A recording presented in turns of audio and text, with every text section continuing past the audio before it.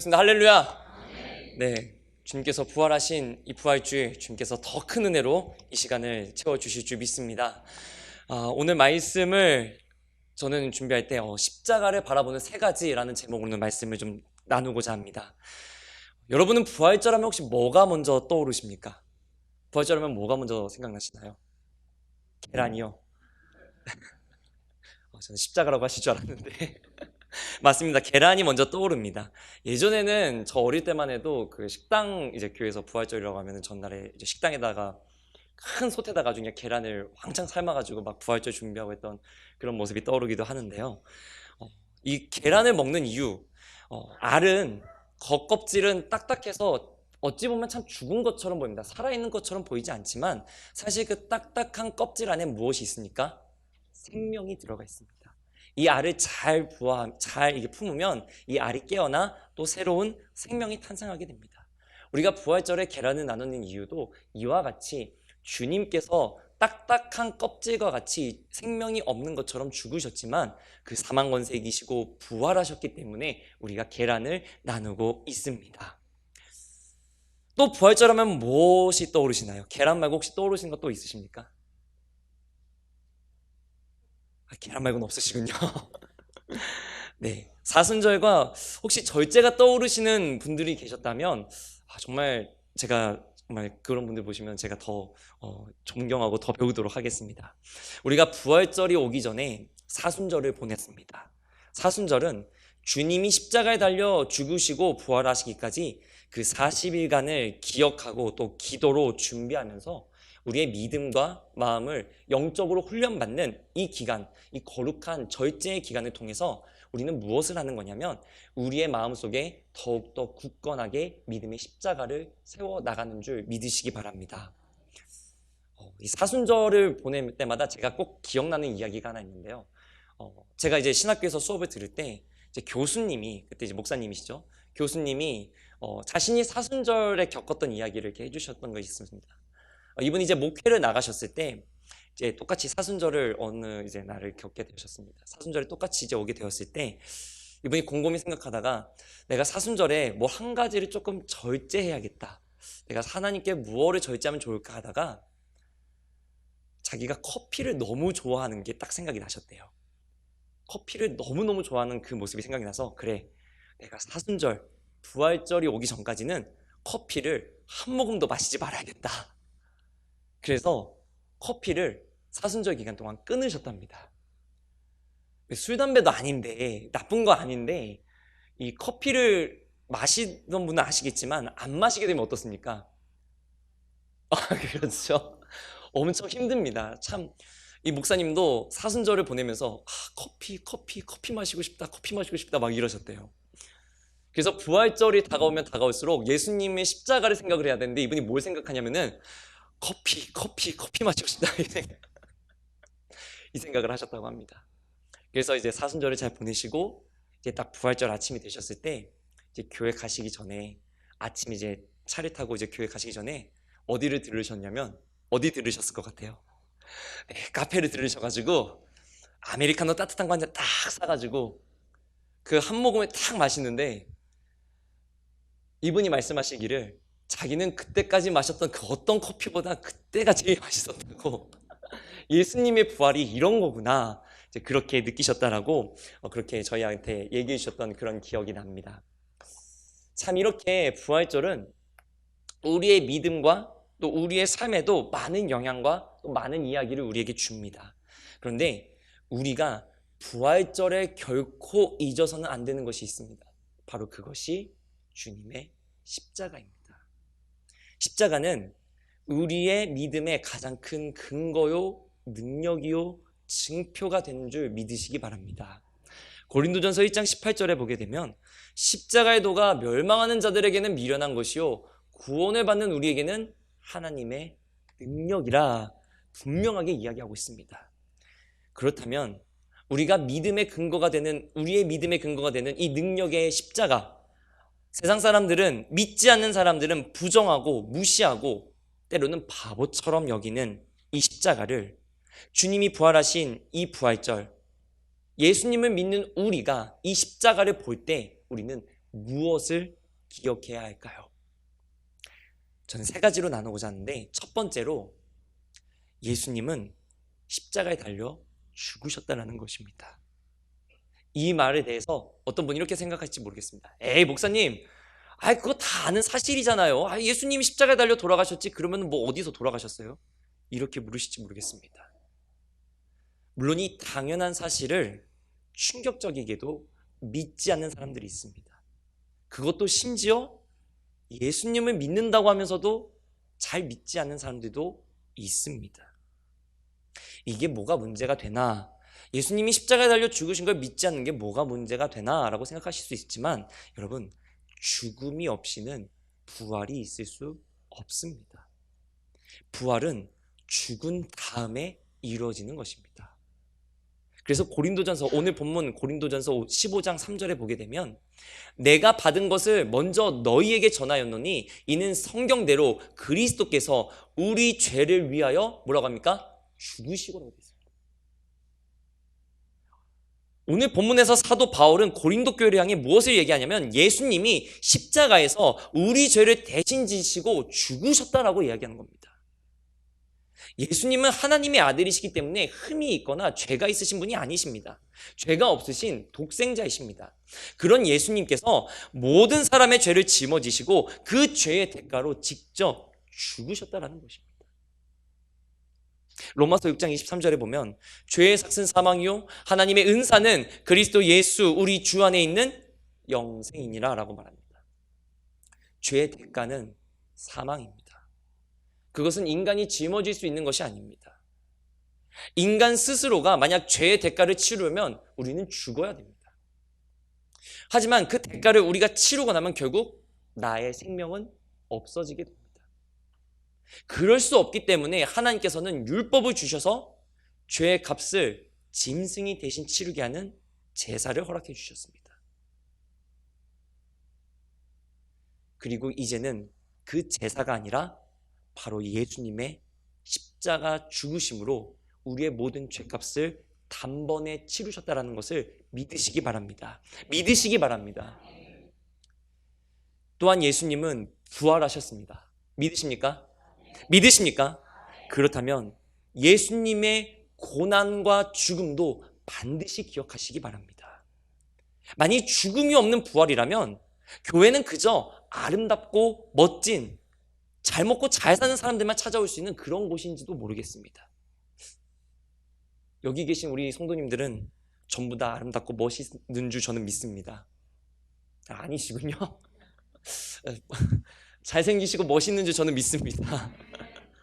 네. 부활의 영광 이면엔 고난과 죽음의 어둠과 고통도 분명히 있습니다. 그리고 그것을 예수님께서 친히 직접 짊어지셨습니다. 그렇기에 예수님의 죽음은 단순한 한 사람의 죽음이 아니라 모든 사람의 죄를 짊어지고 그 대가를 치르신 흠없는 유월절 어린 양 되신 예수님의 분명한 죽음이란 사실을 분명하게 믿으시고 반석 위에 세워지는 저와 우리 모든 성도님들 다 되시기를 주님의 이름으로 기도드립니다. 십자가를 바라볼 때 기억해야 될 두 번째는 무엇일까요? 예수님은 십자가 죽음을 이기시고 부활하셨다는 것입니다. 예수님이 어떤 사람들은 부활하지 않고 기절하셨다가 잠깐 기절해 계셨다가 무덤에서 깨어났다 이렇게 생각하는 분들도 간혹 믿지 않는 사람들 중에 있습니다. 그리고 그것이 매우 합리적인 생각인 것처럼 보이기도 합니다. 어떻게 인간의 상식으로 죽은 사람이 다시 살아날 수 있겠습니까? 예수님이 부활하신 것이 아니다라고 이야기했던 사람들이 지금만 그렇게 있는 게 아니라 초대교회 때에도 그렇게 있었습니다. 고린도전서 15장 12절에 보게 되면 그리스도께서 죽은 자 가운데서 다시 살아나셨다 전파되었거늘 너희 중에서 어떤 사람들은 어찌하여 죽은 자 가운데서 부활이 없다 하느냐. 교회 안에, 고린도 교회 안에 어떤 사람이 있는 겁니까? 부활이 없다라고 얘기하는 사람이 있었다. 사도 바울이 이야기하고 있는 것입니다. 그리고 이런 사람들로 인해서 초대교회에도 많은 혼란과 어려움이 찾아왔었습니다. 그러나 성경에서는 예수님의 부활을 직접 목격한 사람들이 나옵니다. 이들이 증인이 될 수 있었던 것은 예수님의 죽으심도 보았고 예수님이 다시 살아나셔서 부활하신 그 모습도 함께 보았기 때문에 이들은 예수님의 부활의 증인이 될 수 있었습니다. 사도행전에서 가룟 유다가 이제 죽은 다음에 이제 사도를 다시 세워야 되는데 누굴 세워야 하느냐 이렇게 정할 때가 있습니다. 그때 베드로가 이렇게 말합니다. 사도행전 1장 22절에 보게 되면 항상 우리와 함께 다니던 사람 중에 하나를 세워 우리와 더불어 예수께서 부활하심을 뭐하는 사람입니까? 증언할 사람. 새롭게 세워질 이 사도의 자격은 예수님의 공생 때부터 우리와 함께 다니던 그 사람 중에서, 그리고 두 번째로 예수님의 부활을 증언해야 될 사람입니다.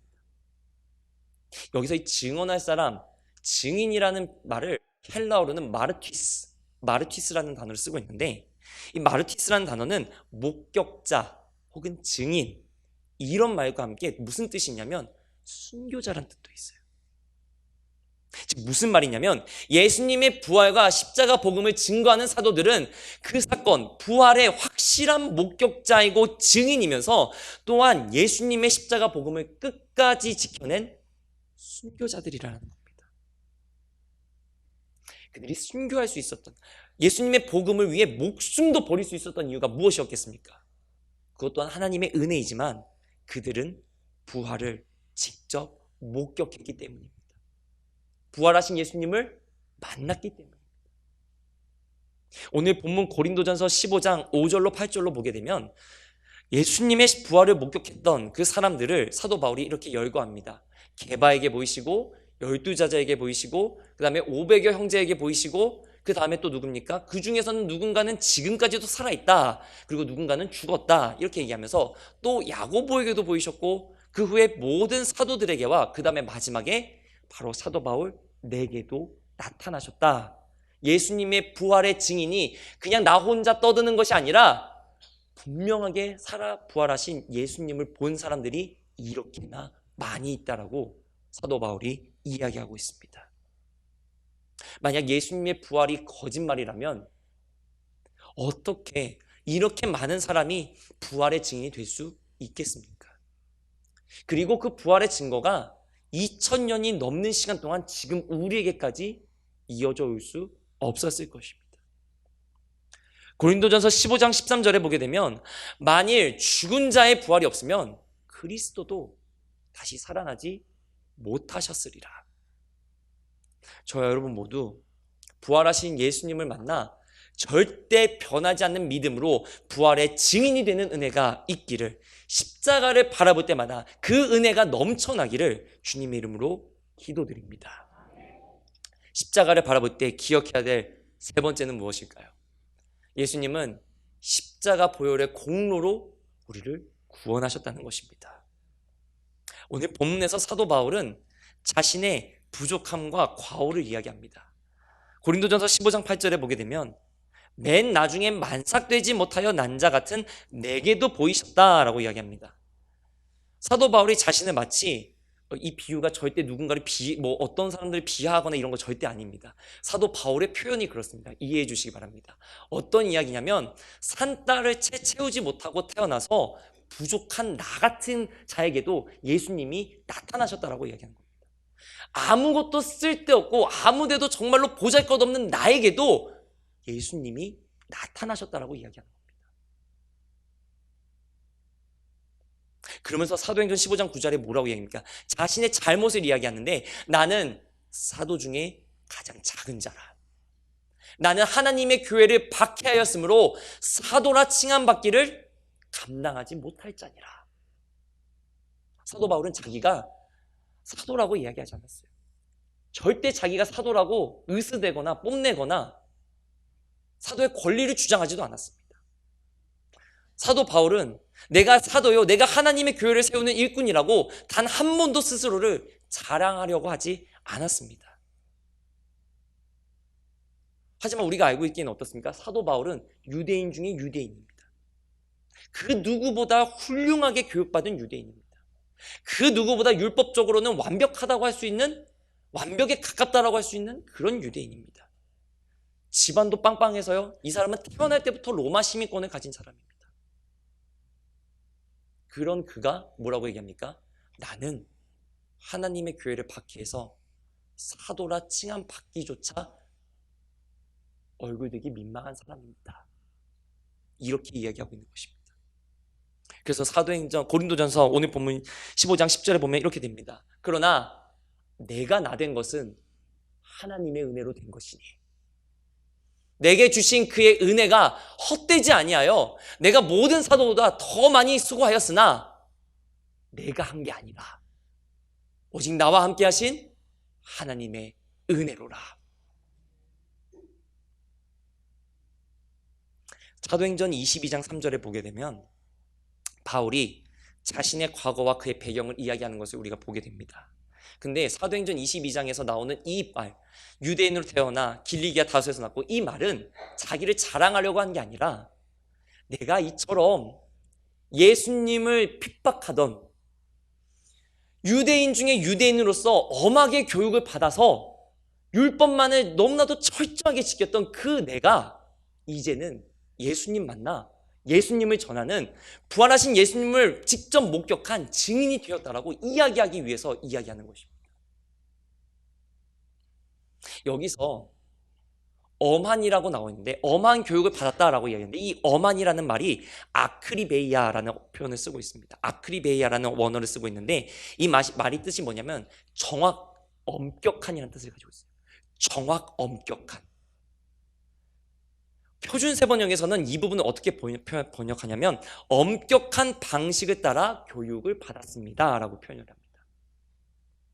엄하게 배웠다라는 말은 조금도 틀리지 않게 율법을 배웠다라는 말입니다. 손짓 하나, 발짓 하나, 단어 선택까지도 가말리엘 문화에서 율법을 정말 우리 표현대로 하자면 토시 하나 틀리지 않고 정확하게 배웠다라는 것입니다. 그러려면 사도 바울도 예수님 만나기 전인 그 유대인 사울이었을 때 얼마나 힘들게 율법을 공부했겠습니까? 그것을 몸에 익히기까지 때로는 눈물이 날 정도로, 아니 하나님 율법 가르쳐준다면서, 하나님 말씀 가르쳐준다면서 이렇게 혹독하게 날 대하고 날 모욕해? 내 자존심 다 짓밟고 험하게 가르쳐? 이런 때 없었겠습니까? 어쩌면 그러했기 때문에 사도 바울이 쓰임받은 것인지도 모르겠습니다.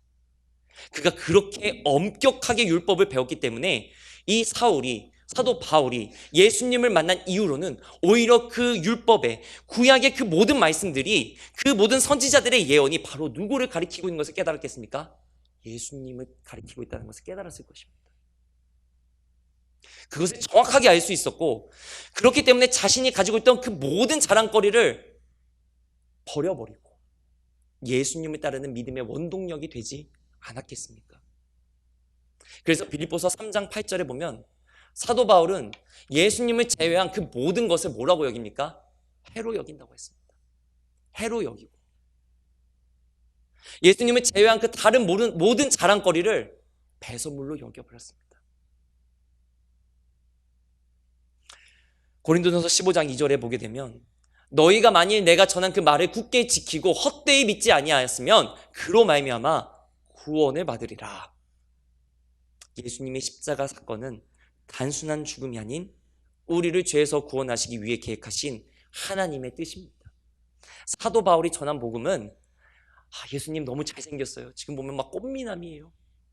예수님 정말 멋지죠? 막 이적 행하시죠? 막 5천 명도 먹이시죠? 여러분 거 보세요. 예수님 얼마나 멋있습니까?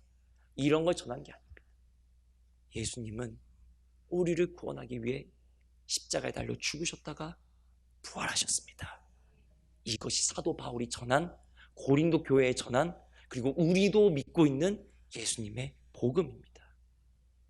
고린도전서 15장 17절에 보게 되면 그리스도께서 다시 살아나신 일이 없으면 너희의 믿음도 헛되고 너희가 여전히 죄 가운데 있을 것이요 라고 말합니다.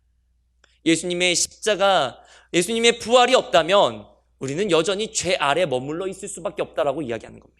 왜냐하면 예수님의 십자가 대속의 사건이 없다면 아직도 하나님께서 이스라엘에게 주셨던 그 율법에 따라 하나님께 제사를 지내야 되는데, 그 제사 또한 불완전한 것이라서 어떻습니까? 죄를 지을 때마다 양을 끌고 가고 소를 끌고 가고 염소를 끌고 가서 그때그때마다 제사를 지내야 되는데, 그렇게 되면 어떻습니까? 우리는 결코 죄의 문제를 해결할 수 없다는 것입니다. 하지만 예수님께서는, 예수님이 직접 자신이 십자가에 달려 흘리신 그 보혈로 우리를 죄에서 구원하신 줄 믿으시기 바랍니다. 그리고 친히 그 죄의 대가인 죽음을 이기시고 부활하셔서 우리에게 부활의 소망을 주셨다는 것을 믿으시기 바랍니다. 이 믿음으로 날마다 우리에게 주어지는 삶의 자리에서 승리하시기를 주님의 이름으로 기도드립니다. 말씀을 정리하겠습니다. 저는 오늘 십자가를 바라볼 때 기억해야 될 세 가지를 말씀드렸습니다. 첫 번째는 예수님은 십자가에 달려 죽으셨습니다. 예수님은 분명하게 죽으셔서 죄의 대가인 죽음을 치르셨습니다. 두 번째로 예수님은 십자가 죽음을 이기시고 부활하셨습니다. 죽음으로 끝난 것이 아니라 죽음을 이기시고 부활하셨습니다. 마지막 세 번째로 예수님은 십자가 보혈의 공로로 우리를 구원하셨습니다. 예수님이 십자가에서 쏟으신 그 보혈로 인해서 우리는 죄에서 구원받는 문이 열려지게 되었습니다. 그렇다면 우리가 봤던 이 세 가지를 통해 우리는 한 가지 결론에 도달할 수 있습니다. 그것은 내 마음에 예수님의 십자가가 날마다 세워져야 됩니다. 날마다 세워져야 됩니다. 오늘이 부활절입니다. 우리 부활절 되면 십자가 고난당하신 예수님, 나를 위해 죽으신 예수님을 이야기하고 묵상하고 되새깁니다. 그런데 여기서 끝나면 부활절이 지난 이후에 어쩌면 우리는 부활절에 세웠던 우리 예수님의 십자가를 다시 슬그머니 마음의 창고 한켠에 다시 집어넣어두고 내년 부활절에 다시 꺼내고 있지는 않습니까? 아니면 저 십자가를 날마다 바라보는 내 마음이 너무 익숙해져서 교회에 가면 당연히 있는 저 십자가가 되어버리지는 않았습니까? 그래서 마치 장식이나 장신구처럼 저 십자가를 바라보고 있지는 않았습니까? 누가복음 9장 23절에 보면 예수님이 이렇게 말씀하십니다. 또 무리에게 이르시되 아무든지 나를 따라오려거든 자기를 부인하고 날마다 제 십자가를 지고 나를 따를 것이니라. 내 마음에 예수님의 십자가가 날마다 세워져야 되는 이유는 우리도 예수님처럼 십자가를 져야 하기 때문입니다. 부활절, 무덤에서 부활하신 주님께 영광 돌리는 것이 마땅한 이날, 우리의 마음속에는 그 부활하신 주님께서 나를 위해 지신 그 십자가를 마치 부활절을 보내기 위한 장식으로만 세워져 있지는 않습니까? 우리 또한 주님이 우리에게 주신 이 믿음의 십자가를 져야 되는 줄 믿습니다. 우리 모두 예수님 만나 죄에서 구원받았습니다. 그러기에 우리에게 주어진 저 십자가를 바라볼 때 나를 대신해 죽으신 예수님을 바라볼 수 있는 믿음의 눈이 열려지기를 간절히 소망합니다. 또한 사망 권세 이기시고 부활하셔서 하나님 우편 보좌에 앉으신, 하나님의 보좌에 앉아 계신 주님을 바라볼 수 있는 믿음의 눈 또한 열려지길 소망합니다. 그리고 주님 다시 오실 그날을 담대하게 바라볼 수 있는 믿음의 눈이 열려지는 예수님의 십자가, 내게 주신 그 십자가 날마다 세워나갈 수 있는 저와 우리 경인교회 모든 성도님들 다 되시기를 주님의 이름으로 기도드립니다. 기도하겠습니다.